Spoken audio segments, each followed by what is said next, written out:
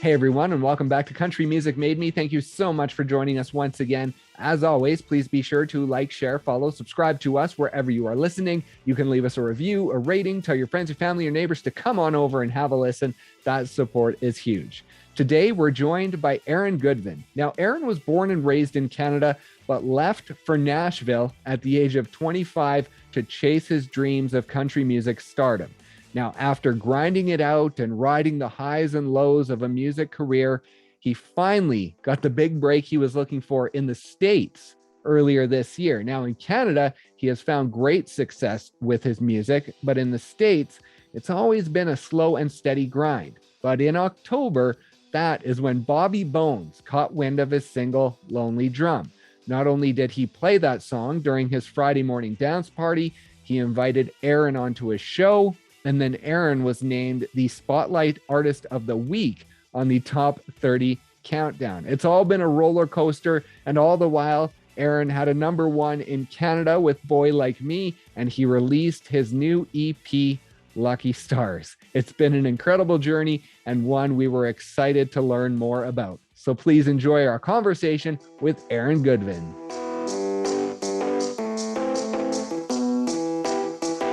Let's start out with congratulations. Another #1 hit on Canadian radio. How does this one feel? #2, is there a different feeling to it at all? I mean, we were just so happy we got the first one. We set out when we made this record. We had 4 songs that we went in and cut right off the bat, and Matt and I, my producer and I, were joking the whole time that we were going after 4 #1s. Um, I guess, ask and ye shall receive. I don't know that we'll get 4, but it was a lot of fun to think that way, and thank Country Radio enough. I mean, they got behind this song right from the first note that they heard it, and that makes all the difference in the world when you got everybody on the same page, and so many things have to happen for a song to go #1. So we're just feeling pretty lucky. So. And in the world of streaming, you have #1s on the radio, you have gold records, platinum records, and then you have streaming. So where does it all fit? Like, where does a #1 song on radio fit these days within a life cycle of a song and deeming a song successful? Yeah, it's kind of like I don't know. I mean, I think we're streaming pretty good on Boy Like Me, but streaming is kind of a newer world to me. Like, I grew up going to Grand Prairie to buy CDs at the Soundwaves every time I would go. There's a little store called Soundwaves, and my mom and I would go every Tuesday. I'd do voice and guitar lessons. I'd get out of school early and do that when I was, I don't know, 13 or 14, I would go by, and that was Tuesday when records came out on Tuesday. So Right. I'm so used to going to the store to buy that and reading all the liner notes. I believe your mom drove, what was it, about an hour and 20 minutes one way to take you to those guitar and singing lessons. So, what age did those start for you? It was probably around 12 or 13, somewhere in there. It was very early on.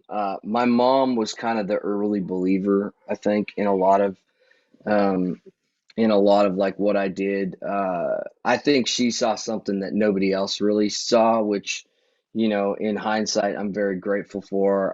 I feel bad for her. I'm sure I was a very pitchy singer when I first started, so I'm sure people thought she was crazy, um, I think the main thing that we saw early on was like when I got on stage, there was there was something else going on. You could tell um, that I kind of craved that attention.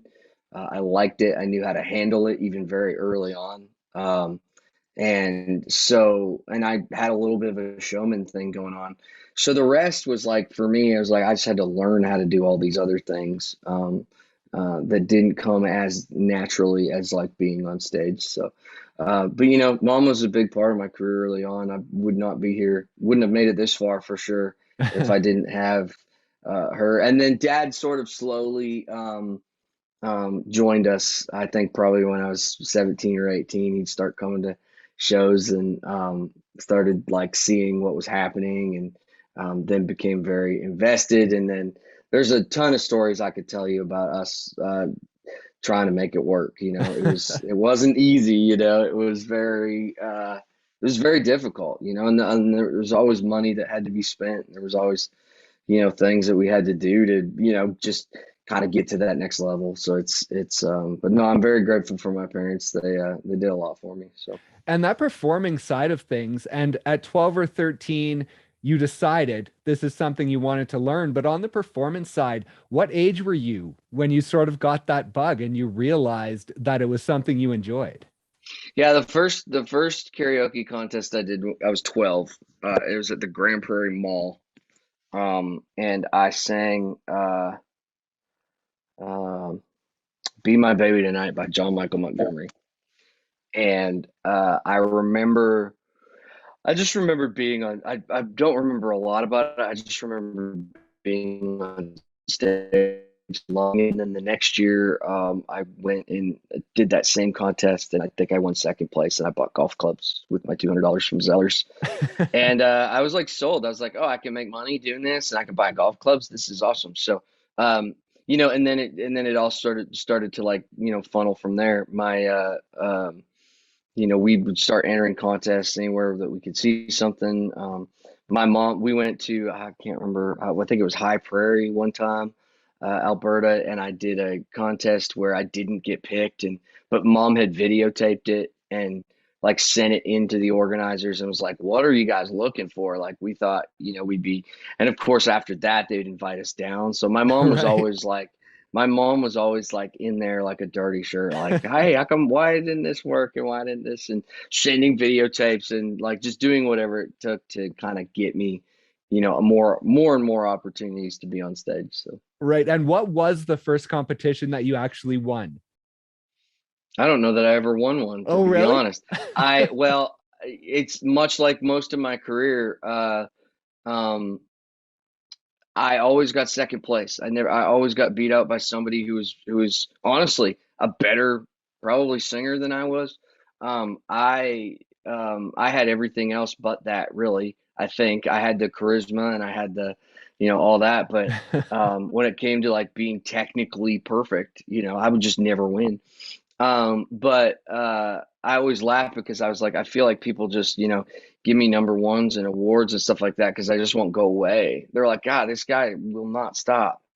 And he just drives us nuts. The one that I remember, I entered the country vocal spotlight, I want to say 6 times, and never won it. And then the last year, there was a guy named Mike Gucci, who's a longtime friend, beat me out. Incredible singer, great singer, and beat me that year. Everybody thought I was kind of poised to win that year because I'd been in it for so long, and they're like, so what they did is I didn't win it, but they gave me everything that the winner got, basically. Oh, They just really? yeah, they're like, Aaron got second, but we're gonna put him in the global country program, and we're gonna take him to Nashville, and we're gonna do all this stuff. And so I kind of like just like I said, I don't think I ever won anything. That's why winning a CCMA award was like kind of mind blowing to me. Uh, the awards are a nice bonus to what we do, but it's definitely not why I do it, or what I'm going after. So awards are great, but at the end of the day, it's for me, it's about being on stage and playing my songs for people. So. And so going down to Nashville after you were given that opportunity with that showcase. Now let's talk about before that. At 18, did you have a band before the whole Nashville thing started? Yes. So it was kind of during and all through that, but um, yeah, I started a band when I was 18 with three guys who have gone on to be great players in the Canadian industry. Great dudes. Matt McKay was my guitar player. He plays for Brett Kissel now. Ben Bradley also plays for Brett Kissel, is my drummer. And then Dial and Gillette was my bass player, who's gone on to kind of be a solo artist and play for a bunch of people. And yeah, we started that band. It was Aaron, Jake, Goodvin, and Fastlane.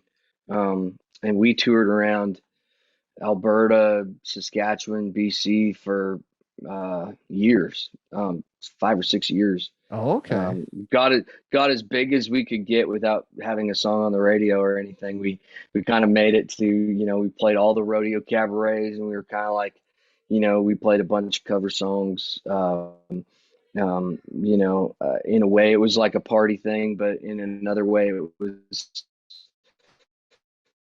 we got these incredible harmonies that I think people just kind of gravitated towards. And so during all of that, while that was kind of going on, I was always Dylan and I would go. We played a networking night one night, and Miles Wilkinson was in the audience. Miles was a big player early on in my career in Nashville, and he lived in Nashville. He was there producing a record up in Edmonton, and he had heard my songs at this networking night, me and Dylan playing them, and he's like, well, I want to record this band that you have, and he says, I want you to come to Nashville and write some songs.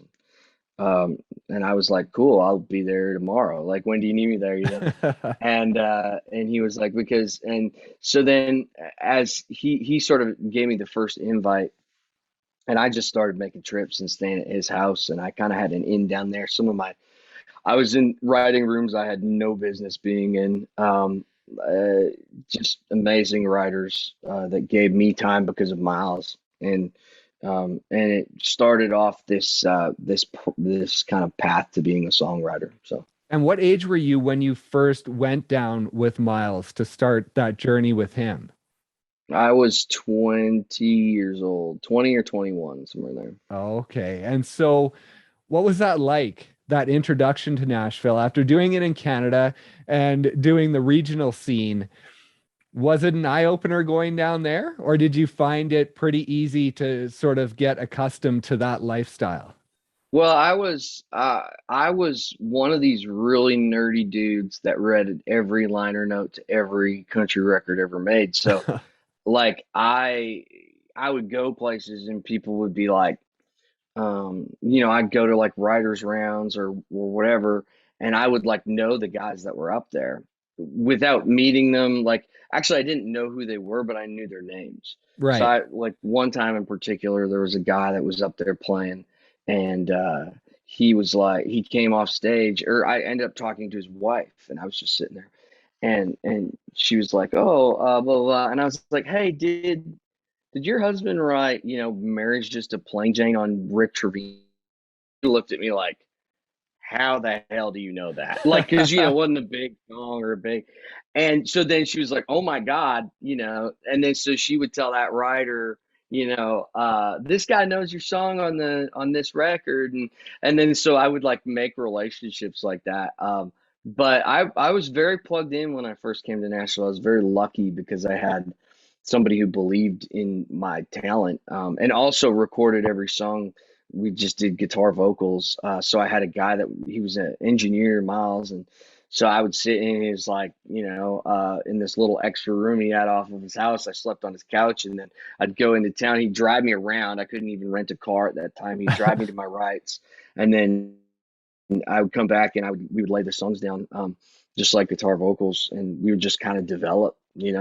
And I learned a lot early on in those days. Like I said, I was very lucky to be plugged in the way I was. I still have relationships from that first trip, people that I met on that first go around. So it's and then I just started making trips, like 5 or 6 trips a year until I was about 25. So. Yeah, when you were 25, you made the move down to Nashville. Now, as a Canadian artist, there aren't a lot of artists who do that, who make the permanent move to Nashville. So, what was it within you that wanted to make that move, wanted to be down there full time doing it? I just wanted to be the best. I mean, there was no uh when I write, so I relate a lot of things to hockey, because I played hockey growing up. But I found out really, really quickly, like, if I wanted to have a big career, which I was always kind of, I've always had these like way out of reach, ridiculous dreams, and read a lot of books about that. And I was introduced to The Secret early on when I was writing in Nashville. I was living on Stephen Lee Olson's couch at the time, for $10 a day, and he showed me that, and I sort of went down this path, and started to kind of develop these really big dreams, and so I knew that Nashville was where I had to be. Like there was no the amount of conversations I had with people, they're like, you have to be here. If you want to be a hit writer or giant artist or whatever it is, like I figured out pretty early on that I needed to do it. The circumstances that got me to Nashville are quite interesting. But I made the move regardless. And I was 25 when I did it. I had through another friend of mine. I was always finding different ways, but I ended up getting a work visa to play in a band of a young girl from Canada named Leah Durrell, and so I was like, oh man, I need to like use this, and I can move here, and then so I was always like finding ways to get around stuff, and it was a big move. It was a little bit of a lot of it was a culture shock. There was a lot of there was a lot of debauchery that went on with everything, and I think when I first moved to Nashville, I didn't realize the toll that like alcohol and late nights and would actually take on you. You don't think about that. You just think you're having a good time, and then after a Right. while you're like, wait a minute, what is going on? I need to clean this up. So so those first few years were pretty rough. But Well, that's interesting because I was going to ask you about bars and churches.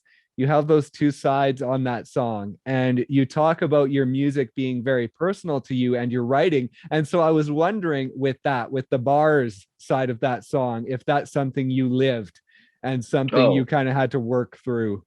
yeah, I mean lived, yeah. I mean I pretty much lived in a bar the first 2 years that I moved here.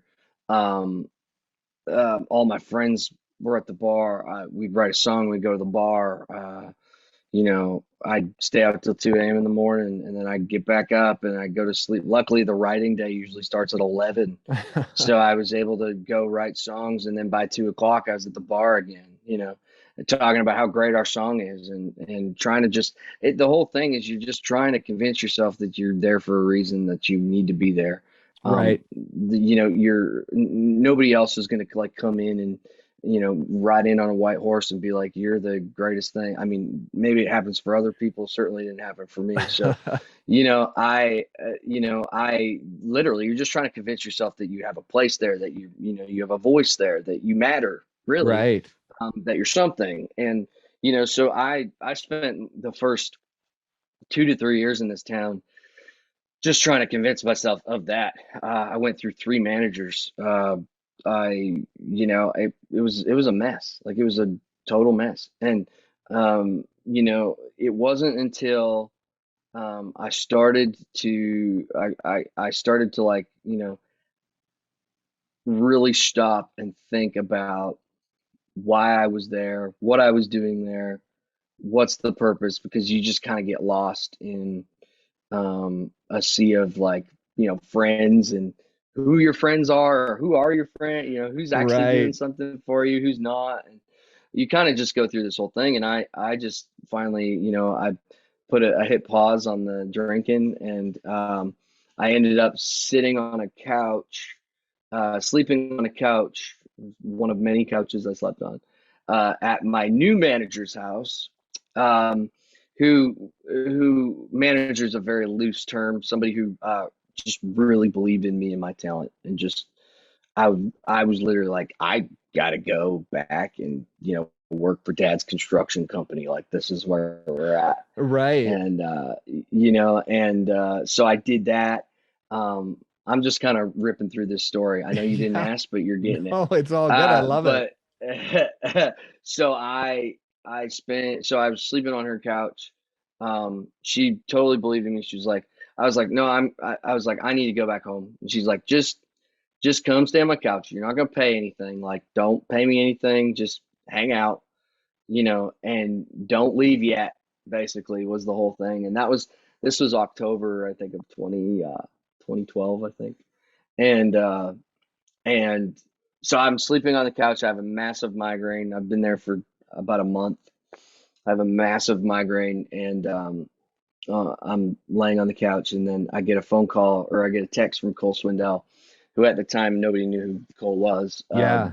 We were just three guys that wrote a bunch of songs that liked writing songs together, um, and so he gives me a text and he goes, "Luke cut our song." Now, leading up to this, Luke had put Dozen Roses. He put it on hold 3 times. He's like, "Luke just cut our song." I was like, "Sure he did." I was like, "No, he didn't." And he was like, "No, he did." And I was like, "Okay, all right." And then as soon as I got that cut, like a lot of things started to change. I didn't end up moving away. I now had a paycheck because I got a publishing deal shortly after that. I was able to stay in Nashville, which just allowed me to stay, basically. Right. I was on a P2 work visa. Warner Chappell Music paid me to, write songs for them for 4 years. Um, and I ended up getting, 4 or 5 cuts of this first year, and I managed to salvage a career out of just staying on my manager's couch and not going anywhere just because somebody believed in me. So it's a wild story. I know a lot of people. I feel like you have to get to that breaking point in Nashville, and Nashville has this way of being like, you're like, screw you, town, I'm out of here, and then they are like, really, and then they kind of dangle a giant Luke Bryan carrot in front of your face, and and then and I've been here ever since. So Yeah, so that was 2013 that you got that cut. And then do you remember a point that hit where you felt the artist career was a possibility? Because up to then, it was more the writer career in Nashville, right? So do you yeah, remember the point where it was like, okay, now I can get my artist career going here? This is the point where it starts? yeah, I it's a little difficult for me to answer because I always believed that I was an artist. I just knew that writing songs was going to be my ticket in, Right. my ticket into the ball, basically. And so I just kept writing songs. And I also knew that, like, if I wanted to, in order to be the artist that I wanted to be, I needed to learn how to write the best songs I could possibly write. So I put a lot of years into that. Yeah. And I ended, Warren Chappell was successful the first year. I had 4 or 5 cuts, which for a new writer is pretty crazy. Um, a lot of writers don't even get a cut in their first year. So I came in with a cut, then I got 4 more, and then or 4 or 5 more, I can't really remember. And then I started having some cuts in Canada that were artists. People in Canada were like, "Oh, you're writing songs for Warner Chappell now," So then that kind of opened a bunch of doors, and probably about 2 years into my Warner Chappell deal is when I sort of just started to switch my focus. My publisher had left and went to a label. I was kind of like a lost puppy at that company. They were like, it's like, who's going to pick up Aaron's ball? And Right. and then and I did end up finding a good publisher over there that was super supportive. But after about 4 years of doing that, I about 2 years into that, I started like kind of transitioning into I had had some cuts, I had some success as a writer. I was really happy with that. But I was like, now I'm about, I don't know, 20, probably about turning 30, somewhere in there, 29, 30. And I'm going like, I need to do what I came here to do. Right. I've wasted a lot of years, uh, hanging out. But so I just said, I need to do this. So I teamed up with a guy that I wrote a ton of songs with named Bart Butler. I started looking for a producer. I teamed up with him. He ended up being the best man at my wedding. He produces John Party records and all this stuff. And he is still to this day one of my great friends. Um, doesn't produce my records anymore, but we're really good friends. And I started just looking for a producer. I realized those songs that I was writing for those people weren't really me. So, but I had a whole stack of songs that I thought were, and um, so I just started kind of playing those for people and going around. And the day I fired my manager was the day that was because of we had what they call in Nashville a showcase. We had that set up at Warren Chapel. We were gonna have these labels come by, Right. and to this day, I would have got a record deal that day. I promise you, but nobody showed up. Really? And yeah, nobody showed up. So I fired that manager. He's like, give me 30 days. I was like, okay, well, you'll have 30 days, but like, I need to like move on. I need to do something new. So Yeah. literally the day I fired him was the day that I got a call from basically from Johnny Reed. So Johnny Bart and I had written all these songs together, and Johnny had heard a pile of those songs, was looking at that catalog for whatever reason, heard all these Aaron and Bart songs and heard this guy singing them, and he's like, "Who is this guy?"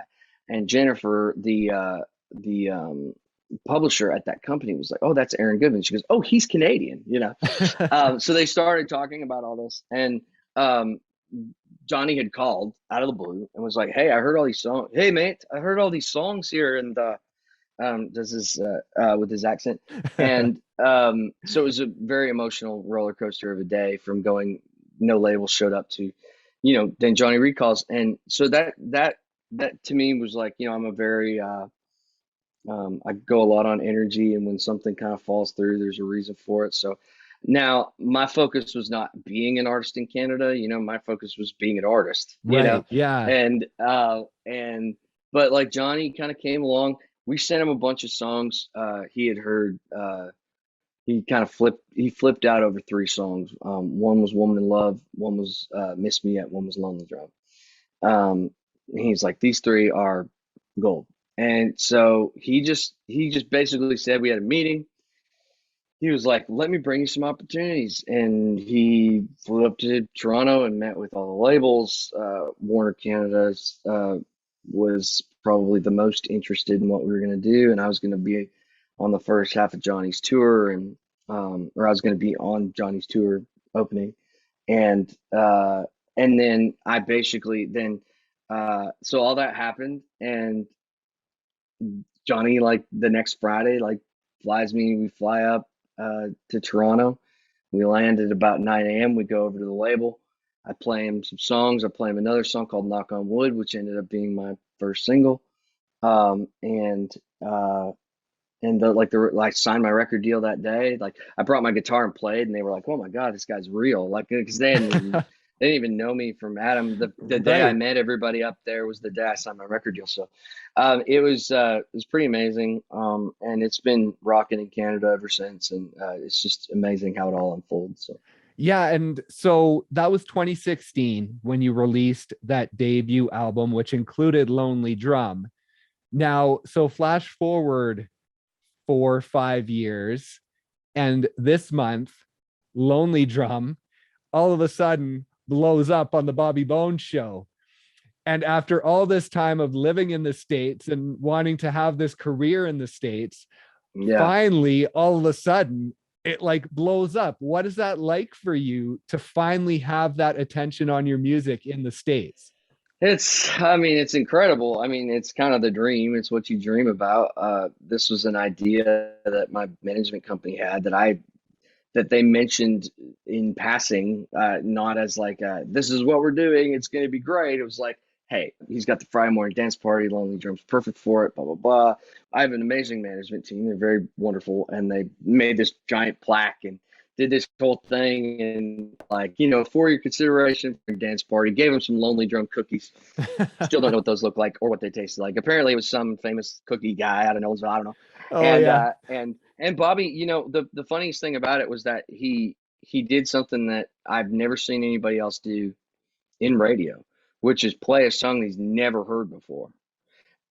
It's like almost unheard of, and Right. I think they almost did it as a joke. Like they didn't, they honestly couldn't have. They're like, I don't know if this is like, I don't know what this is. Like this Right. could be the worst song in the world. Like we don't know. I mean, obviously it's got, with what we presented on the poster. I mean, 27 million streams and on like line dance, blah blah blah, and all this stuff. And of course he played it and was just like, I'm in, I love it, and played it on the dance party, started playing it on his morning show. And we gained a lot of followers and a lot of fans just from that one guy doing something. And it's really helped us, with going to more major market stations to, try and get this song on the air. But the bottom line about Lonely Drum is that in Canada, it just proves that what this song is so much bigger than us, bigger than me, bigger than I've talked to every major country artist there is in Canada, and they're like, Lonely Drum, like what that, like nobody can explain it. And so, and I know that like, and there's stations up in Canada that get requests for it every day, still to this day. I'm like this. If I'm gonna go to radio with one song, if I only have one more chance, Right. then I'm gonna go with Lonely Drum because I know once they play it, they're gonna keep playing it, and once people hear it, there's people that heard Lonely Drum for the first time on the Bobby Bones show. Right. I mean, Yeah. that's what's so crazy about it. And it's like this song just has it's just magic, let it do what it does and it'll be amazing. So And so with that experience this month, and then you have Boy Like Me go number one, and that all happens before you actually released your EP. And so how much confidence did that give you having that early in the month going into the release of this EP? Were you pretty confident with how things were moving along? yeah, I mean there's no doubt that, there's kind of a new energy around everything that we're doing. The label is super excited. We're all super excited. I mean, this is why we do what we do. We do it so that you can gain this type of momentum. And I mean, I just, I'm very, very blessed that there's no way that we'd be able to do all these amazing things without the teamwork that we have, which is, between management, label, the people that write songs with me, that like there's just a whole group of people that are we're all fans of each other, and it's just a lot of fun.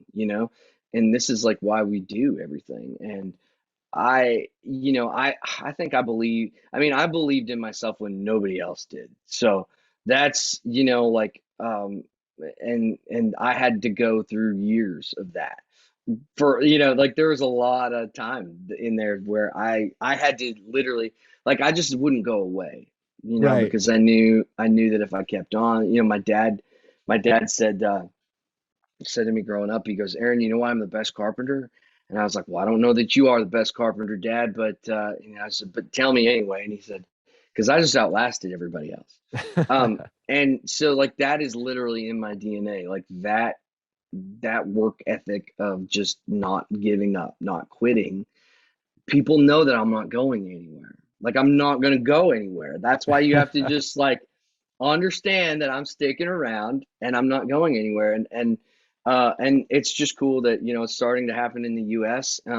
It just in the same way it happened in Canada. This was a like this record is my third record. It's proving to be extremely successful already. We've only had it out for, I don't know, a few days, Yeah. and it's streaming like crazy. People are loving it. But this is just a product of years and years of like, pushing this giant rock up a hill, and maybe we can start to go downhill a little more Yeah. here. And with the new EP, Lucky Stars, now you talk about sort of being an album guy and when you were young, going to the store and getting the album. So when you were coming into this new project, were you thinking EP or did you know what it was going to look like, or did it just sort of develop as you went into it? Yeah, we knew it was going to be an EP. Short. We started working like on a full album, but very quickly, Warner was kind of relaying to us that they'd really like us to go to more of an EP format, so that one, we could get a record out every year. If you have a record out every year, you could be up for, more awards. You have to, CCMAs and Junos, like you have to have something relevant that came out. So we wanted to position ourselves a little better for that. And then also, I mean, it was at first I was like, oh, I'm gonna really miss doing an album just because I grew up with them and that's what I did. But I also understand that, we kind of just live in an instant gratification kind of world where, you constantly have to be giving new content, and putting new stuff up for people to hear. It's one of the reasons why my fan club I started that I drop a song every month. It's just like constantly, you know, feeding people content and things that they want. And so, so I understand it from that point of view. The thing that really, I'm gonna miss the album for sure, but I understand, like, one of my favorite things about this is like there's a sense of urgency every time we go into the studio. Right. There's no, it's like you write a song and you get the energy from that actual song that you wrote, and you get to go record it. We recorded a song like called "You Ain't" off this record that was written a week before we cut it. Oh, wow. So it's like you get a lot of energy from that, and it's, and I think that shows up in the streams. Like I think people can hear that, so I think it's pretty exciting. Right. Well, that's awesome. Well, congratulations on all the success. It's been quite a journey. And thanks so much for taking the time to talk to us. Dude, no problem. Thank you so much, and have a good one.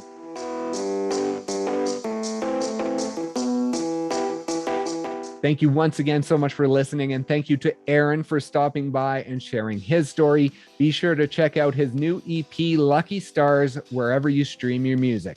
Please also be sure to like, share, follow, subscribe to us wherever you are listening. You can leave us a review, a rating, tell your friends, your family, your neighbors to come on over and have a listen.